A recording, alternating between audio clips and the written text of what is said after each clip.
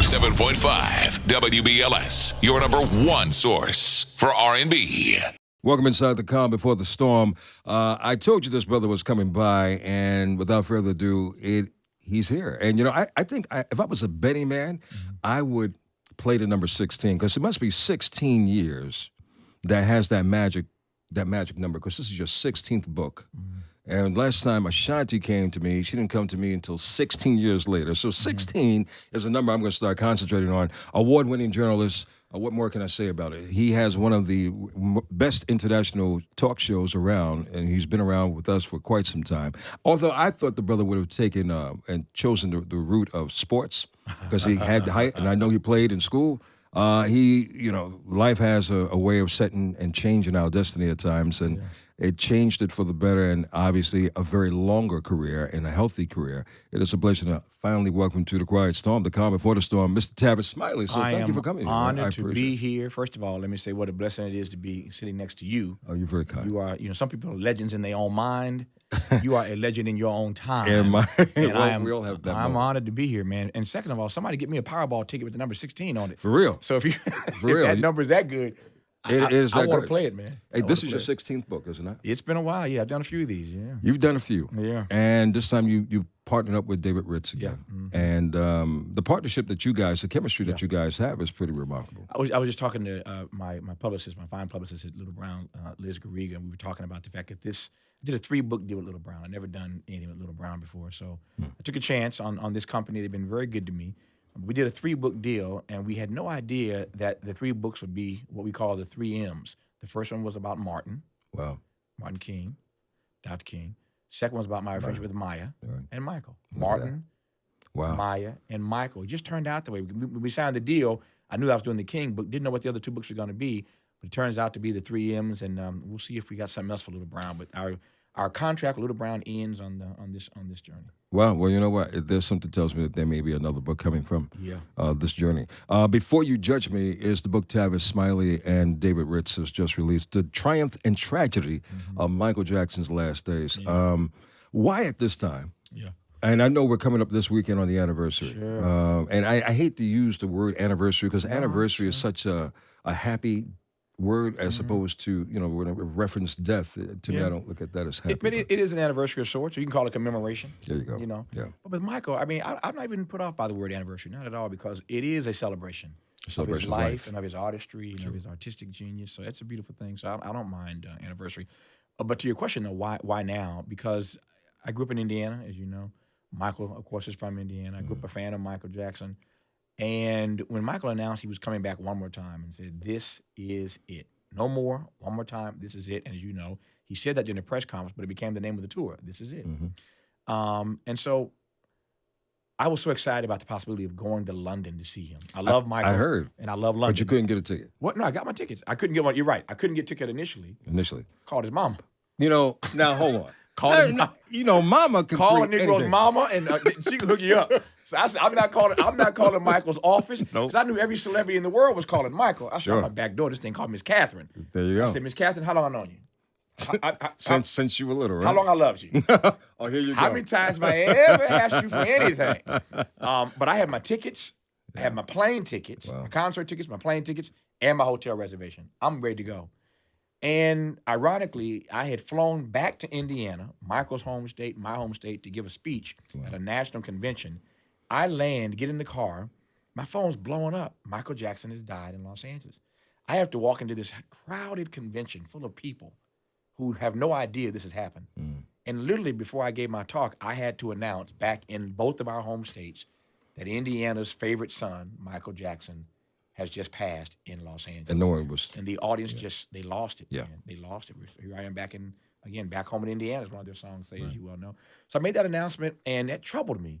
And after some time thinking about it, I got more and more curious about what happened from the moment he announced, "I'm coming back one more time, this is it," to 16 weeks later when he takes his last breath. What happened in that period? Why, for all the effort and energy he was putting forth, did he not make it back on stage, the one place where he belonged, was most comfortable, and was most brilliant? What is that journey like when you say, "I'm going to make a comeback," and you start on the journey and you don't make it back? I want to know what that last 16 weeks was like.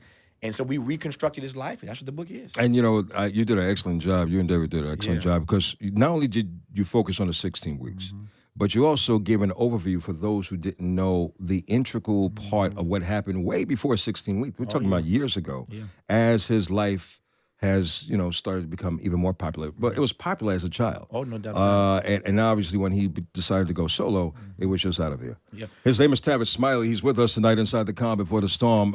Because I know you're a huge fan, as I am, of the Jacksons and, of course, Michael. Let's go to one of your songs, and we'll come back and talk a little bit more. Doom.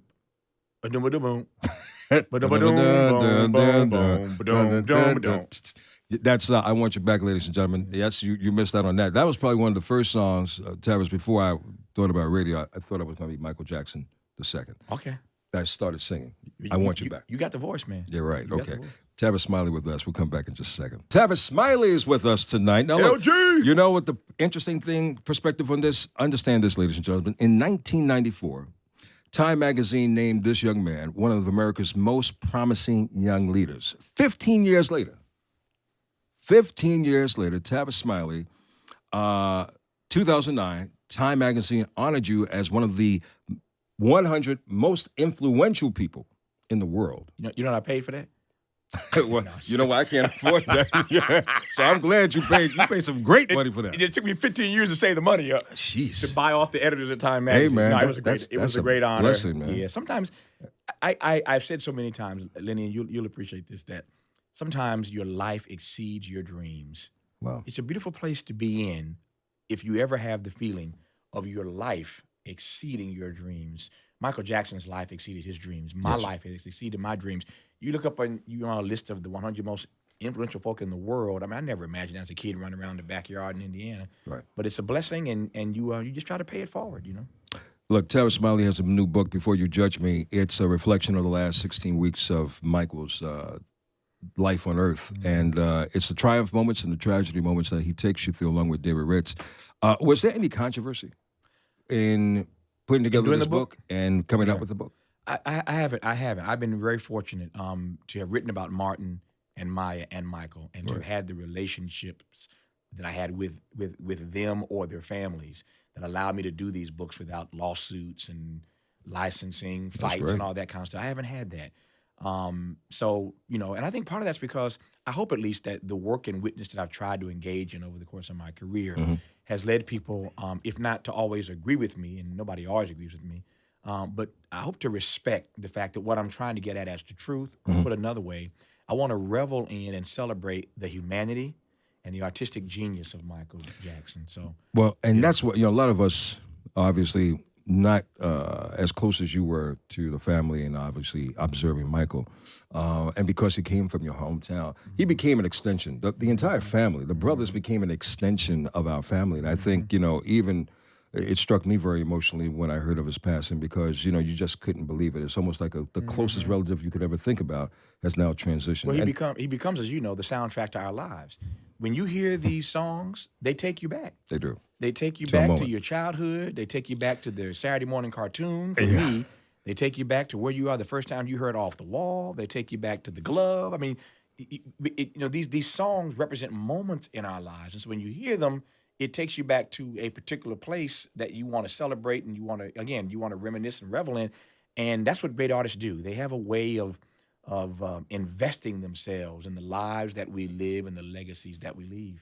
Your personal moments with Michael. I only met him a few times. As you know, Prince and I were dear friends. Yes. And blessed to have had a 20-year friendship with Prince. I've thought so many times about how cool it would have been. Now, of course, this could never happen because life just doesn't work that way. Right. But how cool it would have been to be as close to Michael as I was to Prince. And that just doesn't happen for most people. But to have gotten to know either one of them as well as I did, sure. I counted a blessing. So Prince and I were personal friends for 20 years. Michael, I met a few times, never had a chance to interview him. But again, met him and know his family. David Ritz, who you mentioned, my collaborator on this text, wrote Janet's memoir with Janet. He wrote it with her. So we're very connected and tied in with the family. So I feel honored and blessed that they don't have a problem with me doing it. In chapter 2, which is entitled "Who Will Buy This Wonderful Feeling," you describe Michael as being warm-hearted, sweet, gentle soul, extraordinary sensitive, and extraordinary vulnerable. We all got that sense of how he was in that regard. Do you think that was a part of the demise of how people just manipulated and took advantage of his? Vulnerability cuts both ways. On the one hand, it seems to me that you cannot be a true artist if you're not going to be vulnerable. To love means making yourself, it's the quiet storm, right? To love means making yourself vulnerable. You got to give. You got to give, man. Everything. And I believe that the only way to have it all is that you got to be willing to give it all. And love means, sacrificing. Love means putting yourself out. With not expecting That's the truth. anything in return. Because if you're expecting something back, that's not love. No, that's just a moment. That's just a moment. Yeah, exactly. We've all had those. We ain't gonna testify tonight. No, we're not testifying another night. We've all had some Yes, of those. sir. Yes, sir. But Michael was vulnerable, to be sure. On the other hand, I always try to push back on this notion that Michael was just taking advantage of. There's no doubt about that people try to take advantage of him. I have said so many times that Michael had his own self-inflicted wounds, to be sure, Lenny, but he also was killed by greed. Greed killed Michael. When Michael made this announcement he was coming back, everybody wanted to get their claws into him. Well, he's the cash cow for everybody. That's exactly right. And so the greed. So was it greed from him or greed from the people who wanted him to be back in the spotlight? I think maybe a little bit of both. I mean, but certainly, the complicity of those who pushed him to go from committing to do 10 concerts to 20 to 30 to 40. The number ended up at 50. Yeah. I mean, how did they think Michael was really going to do in his condition he was in at his age? And they said who does 50 shows? I think one of the representatives from AEG that you quoted in the book stating that he could have done at least 2 years in Europe alone. He could have. There's no doubt. There's no doubt about the demand for him. Right. His but demand physically, right. Can you do 50 shows? I don't know. I don't know who does that. So people are going for records. The most shows ever done at the O2, and everybody's thinking money. And you got creditors coming after him. His father, Joe, is after him to scrap the AEG shows and to do a reunion tour with his brothers, and saying that'd be more special and you'd make a lot more money and you wouldn't have to do 50 shows to make the kind of money you would make with your brothers for a couple nights. So, everybody had their hooks into him. Yes, he was vulnerable because that's how the true gift comes out. On the other hand, while the media did manipulate Michael and others manipulated Michael, Michael wasn't nobody's fool either. No. Michael used the media when he wanted the media. And Michael manipulated people. And there are a lot of people who think, and I think I agree with them as well, that the minute that I want to be gentle about this, the minute that he abandoned his friendship, his relationship with Quincy Jones, things changed for Michael. Because Quincy was so good to him and such a father figure, not just creatively, but just such a father figure. When Michael pulled away from Q, things just started to spiral, I think. Tavis Smiley is his name. The book is out and it's available. Before you judge me, look, you have to look out for Tavis. I know you were in New York yesterday, and where do you go? Your next 2 stops are? We are in Washington just for a couple of things this weekend, I think, and then out to L.A. So I started in New York. Well, where else do you start? You got to come to New York. You got to come to Big Guy. I live in L.A. and I got to close in L.A. But I started here. I think we're going to shoot up to Seattle one day, up to San Francisco, the Bay Area one day, but mostly New York and L.A. Yeah, well, you got to get down to Atlanta, man. I love Atlanta. Yeah, it's a great place to live. Any excuse to hang out. I know that's right. I kind of marked this book up pretty badly, man. I'm impressed. I like to do that because it reminds me of certain highlighted moments. And, you have so many interesting things in here. In this book, though, I gathered one thing. Would you say that Michael was a person, even as a child, to not have any kind of leisure life? He regretted that he had a childhood-less life. The title of this book, Before You Judge Me, comes from a song he wrote called Childhood. Oh, I remember that. And he says, the line of the song is, before you judge me, try hard to love me. And of all the song lyrics that we went through and researching his corpus, his musical corpus, that line stuck out for David and me. Before you judge me, try hard to love me. Michael's been judged by everybody. And I've said so many times, Lenny, that sometimes we get so caught up in dissecting or reveling in or celebrating people's iconography, the fact that they had that icon status. We get caught up in iconography, but sometimes we lose out on their humanity.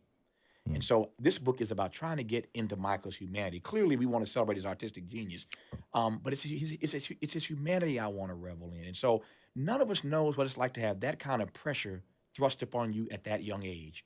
None of us know what it's like to not have a childhood at all because you're constantly working. None of us know what it means to be at that level, to not have a childhood and a father who's driving you for more and more and more record companies that want more hits. That's a lot of pressure to live under, As a kid. as an adult. Yeah, forget about it. Yeah, I mean, childhood.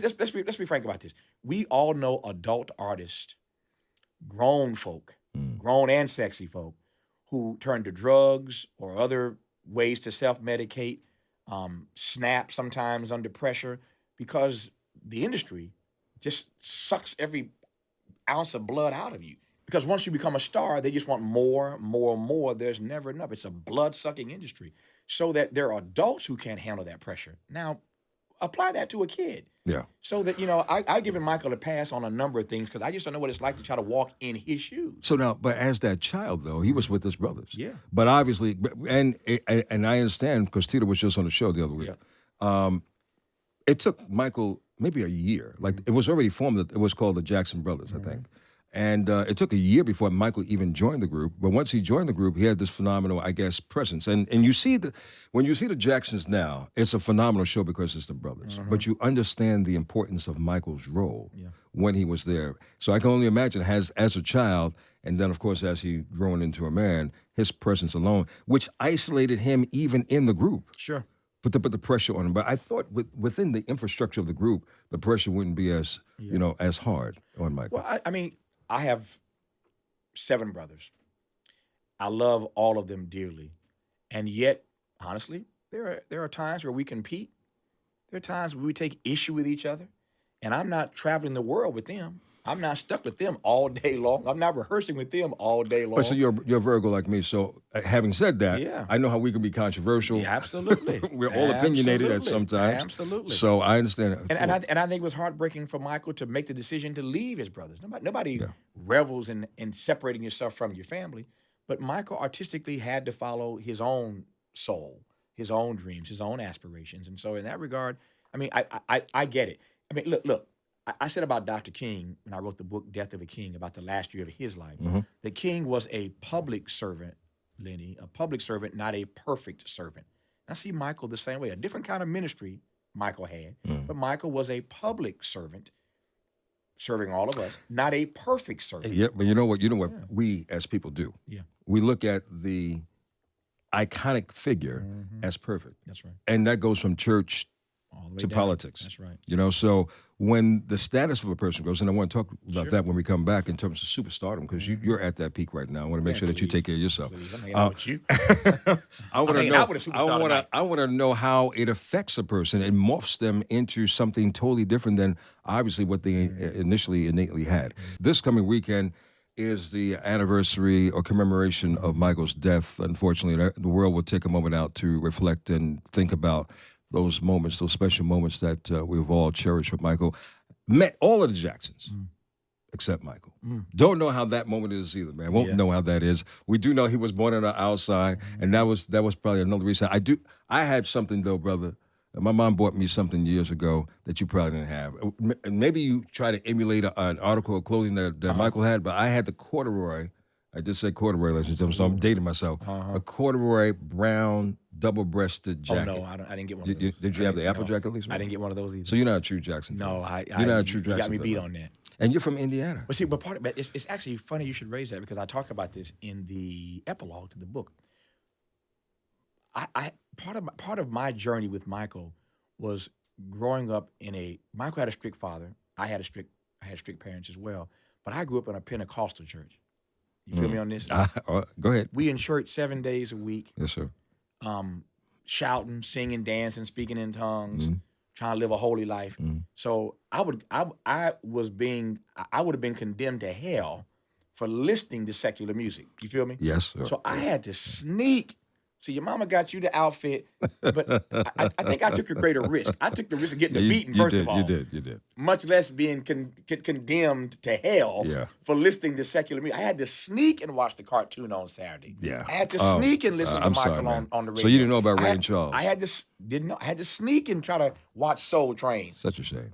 But that's what I grew up in. And it wasn't until I got to college that I was able to, be a little bit more free about my own taste and my own choices. But you know what? Look where you have developed too. So everything happens for a reason. Sure. And we never understand the process as a child. And let me be very clear. I don't mean to in any way cast aspersion on that upbringing. Right. I've said consistently there are three things that have sustained me. I call them the three F's. My faith, in this order, my faith, my family, and my friends. So I have an abiding faith. So I thank God for that experience growing up as a child. So I don't denigrate it, but there were some things that we were told that you can't do this, you can't do that I just think were a little bit too much.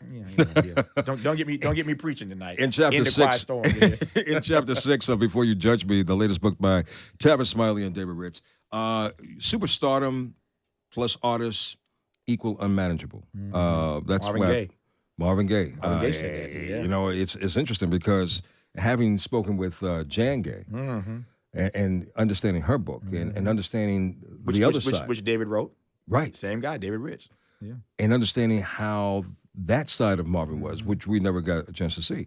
So is it safe to say that the superstars that get to a certain level in life, they become uncontrollable, unmanageable, because they're so creative. Yeah. Miles Davis was another one. They couldn't really construct and conform to direction. They pretty much want to set their own path. That was Marvin's assessment, and we quote Marvin in the book.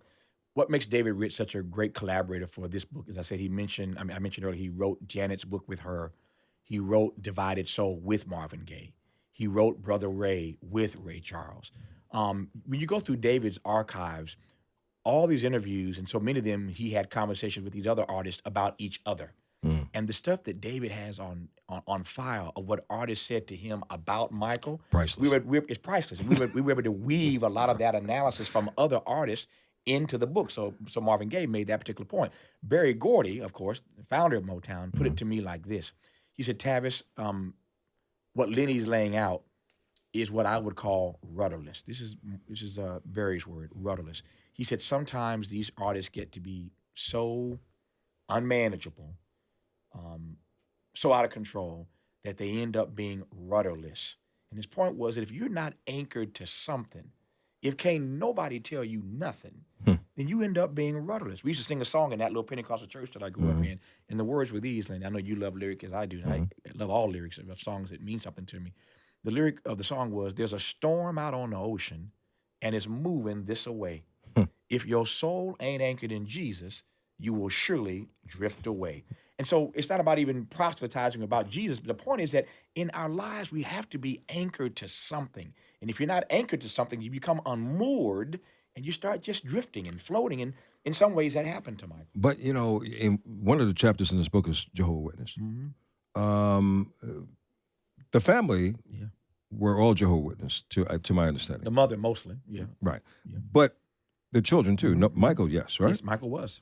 So isn't that considered to be the anchor? It was the anchor until Michael had the same kind of experience I had with the Pentecostal church. He had it with the JWs. I had it with the Pentecostals, which is that we love our faith and we want something to believe in. And we certainly believe that, there but for the grace of God go we. But some of these rules, some of these regulations, some of these constructs that constrict our lives are things that you have trouble trying to navigate. And so Michael found, we talk about it in the text in detail, Michael at times had trouble trying to juxtapose his faith with his artistry. And at some point, he made a decision that the JW situation was not for him any longer.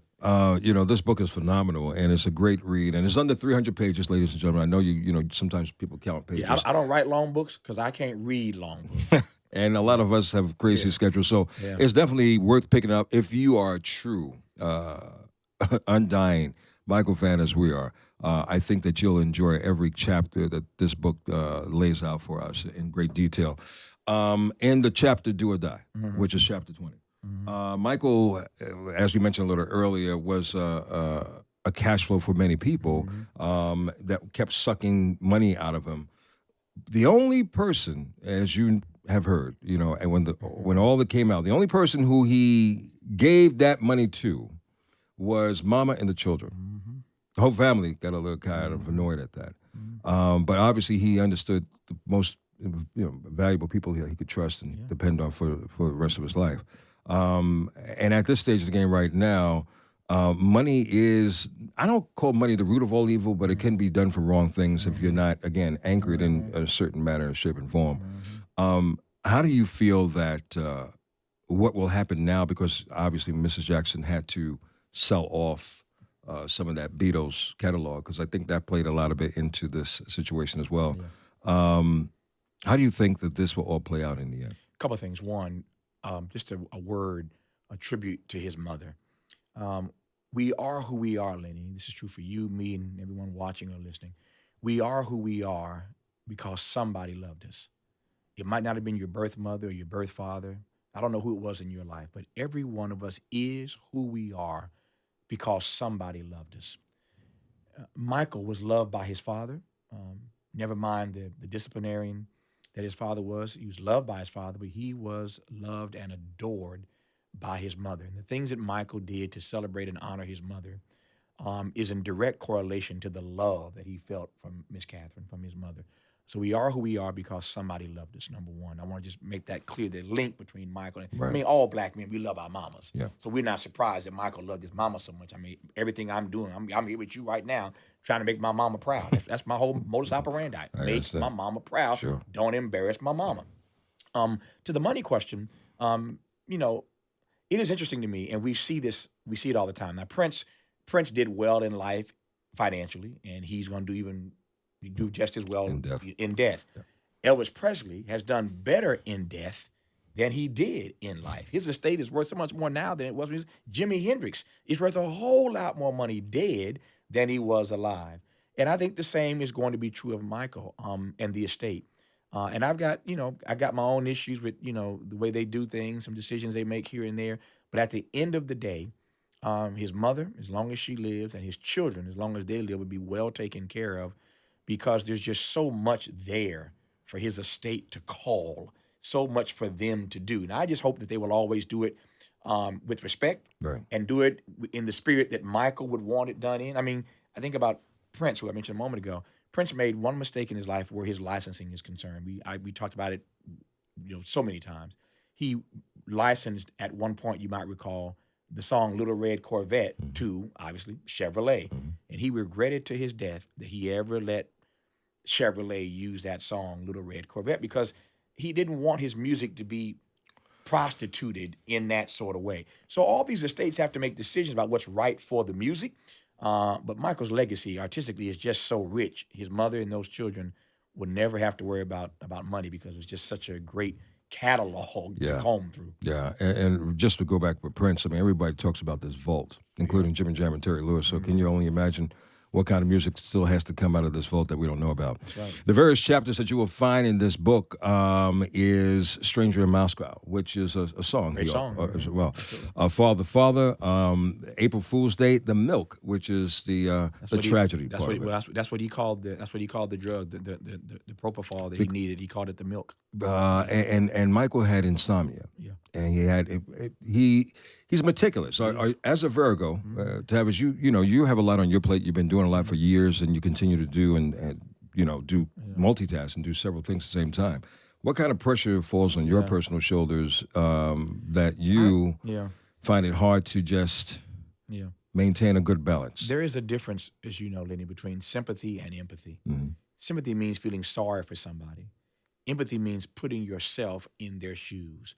And most people don't want your sympathy. They want your empathy. Mm-hmm. They want you to take a moment to put yourself in their shoes, to try to understand what they have to go through. This book is not about sympathy for Michael. It's about empathy for Michael. How do we get to know Michael, to understand him better, to walk as best we can in his shoes in these last 16 weeks? So that in researching and writing the book, I always wanted to keep an empathetic posture so that I could better understand what Michael was going through. And the best way I can relate to him, and your question about his insomnia, I've never really had insomnia. I've had it on occasion when I can't shut my brain down. And there have been times, I'm willing to admit, where I got to go to my cabinet and get an Advil PM or two, because I need to sleep. I got to get up in the morning, but I just can't shut my brain down. So I know what that feels like. I just pray to God that I never get to a point where I feel I need some milk, as Michael would call it, to get rest. But I do understand that. But there's a funny story in the book that we tell where Michael once told someone that he was afraid, Lenny, to sleep too long. He was afraid that while he was asleep, God would give all the good ideas to Prince. So he didn't want to stay. He didn't want to stay. He said, so Dr. Murray, put me under, but not for too long. Right. Because I don't want Prince to get all the good ideas while I'm sleeping. But that's the kind of competitive energy and fire that Michael had, always wanted to be working. But you know about that. Oh, yeah. I know about that. Yeah. I mean, we're in competitive fields. That's right. So that's why I say, I mean, I sleep like a rock because I'm backed up on 2 years sleep. So when it's time to sleep, I'm just out. Yeah. But going to sleep, just putting down the pen or putting down the book, whatever I have to do, you just don't want to do it. But when it's time to lay down, I'm done. I'm done. That's true. But one thing you're not. You're far from being done. And this is a phenomenal book. Thank I you. thank you so much for coming by just to talk a little bit about it. Before you judge me, the triumph and tragedy of Michael Jackson's last days. Ladies and gentlemen, I'm telling you, there's so much information that we have heard about on the news, but this gives you a different perspective and a real up-close perspective. Thanks to David Ritz again on this. Lenny Green, I love you. Honored to be on the program. Hopefully it won't be another 16 years before you come and sit down with me. Let's make sure that doesn't happen. Tavis Smiley, ladies and you. gentlemen. Watch out for him. The Quiet Storm is up next.